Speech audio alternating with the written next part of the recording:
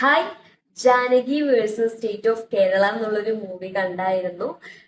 നെയിമിന്റെ പേരിൽ ഒരുപാട് വിവാദമായിട്ട് ഇപ്പൊ തിയേറ്ററിൽ ഇറക്കിയ ഒരു മൂവിയാണ് JSK Janaki versus state of Kerala എന്നുള്ളൊരു മൂവി. ഒരു ജാനകി വിദ്യാധരന്റെ ഒരു സ്റ്റോറിയാണ് ഇത് ടോട്ടലി. നമുക്ക് ഒരുപാട് കാര്യങ്ങൾ നമുക്കിത് ഇത് ചെയ്യാൻ പറ്റും, പ്രെഡിക്റ്റ് ചെയ്യാൻ പറ്റുന്ന സ്റ്റോറിയാണ്. ഇത് നടക്കും. പക്ഷെ ഇതിലെ ഒരു വില്ലൻ കഥാപാത്രത്തെ പെട്ടെന്ന് അങ്ങ് നമുക്ക് സ്പോട്ട് ചെയ്യാൻ പറ്റത്തില്ല. എനിക്ക് സ്പോട്ട് ചെയ്യാൻ പറ്റില്ലായിരുന്നു. അപ്പൊ അത്യാവശ്യം എനിക്ക് പേഴ്സണലി ഭയങ്കര ഇഷ്ടപ്പെട്ടു മൂവി. സത്യത്തില് ഭയങ്കര നല്ലൊരു മൂവി. കുറെ കാലങ്ങൾക്ക് ശേഷം നല്ലൊരു മൂവി കണ്ട ഒരു ഫീലാണ് എനിക്കിത് കണ്ടപ്പോ തോന്നിയത്.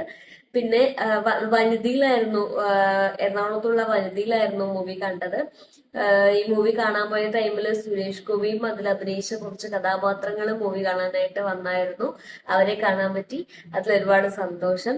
പിന്നെ ഇതിൽ അഭിനയിച്ച ഓരോരുത്തരുടെ പറയുകയാണെങ്കിലും ഇതിലെ അനുപമ പരമേശ്വർ, സുരേഷ് ഗോപി, സുരേഷ് ഗോപിയുടെ മോൻ മാധവ് സുരേഷ്, ആസിഫ് അലിയുടെ അനിയൻ, പിന്നെ അങ്ങനെ ഒട്ടനവധി കഥാപാത്രങ്ങളുണ്ട്. ഇതില് മാധവ് സുരേഷിന് അധികം ആ ഒരു സ്ക്രീൻ സ്പേസ് കിട്ടിയിട്ടില്ല.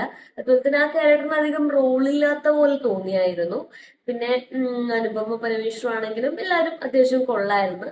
ഒരു കോർട്ട് ഡ്രാമ ടൈപ്പ് മൂവിയാണ് ഇത്. മെയിനായിട്ട് കോർട്ടിൽ നടക്കുന്ന പുള്ളി ഒരു സ്റ്റോറി ആയിട്ട് നമുക്ക് ഒരുപാട് കാര്യങ്ങൾ ഇതിലൂടെ നമുക്കത് അറിയാൻ പറ്റും എന്നുള്ളത് എനിക്ക് തോന്നി. പിന്നെ പേഴ്സണലി എനിക്ക് ഭയങ്കര ഇഷ്ടപ്പെട്ടു. എനിക്ക് ഇഷ്ടപ്പെട്ട സീൻ എന്ന് പറയുന്നത് ലാസ്റ്റ് ഒരു ഫൈറ്റ് സീൻ ഉണ്ട് സുരേഷ് ഗോപിയുടെ. അത് നല്ല രസമായിരുന്നു. പിന്നെ ഇതിലൊരു ചെറിയൊരു പേടിപ്പിക്കുന്ന ഒരു ഹൊറർ ഇതുണ്ട്. അനുഭവം പരമേശ്വർ വെള്ളമൊക്കെ കുറിച്ചിട്ട് ഞാൻ നോക്കുമ്പോൾ അത് ഒട്ടും പ്രതീക്ഷിക്കാതൊരു ഹൊററായിട്ട് വന്നൊരു സംഭവമായിരുന്നു. അത് ചെറുതായിട്ടൊന്ന് പേടിച്ചായിരുന്നു. പിന്നെ നമുക്ക് അധികം ചില കാര്യങ്ങൾ നമുക്ക് പ്രിഡിക്റ്റ് ചെയ്യാൻ പറ്റുന്ന കാര്യങ്ങൾ തന്നെയായിരുന്നു.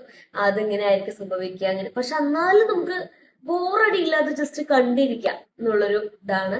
അത്യാവശ്യം നല്ല ഭയങ്കര ഇഷ്ടപ്പെട്ടു. പിന്നെ ഇപ്പോഴത്തെ സർക്കാരിനെ അവിടെ അവിടെ കുത്തുന്നുണ്ടോ എന്നുള്ളൊരു ഫീൽ എനിക്ക് തോന്നിയായിരുന്നു. ബട്ട് കണ്ടിരിക്കാൻ പറ്റിയ നല്ലൊരു മൂവിയാണ് ഇത്.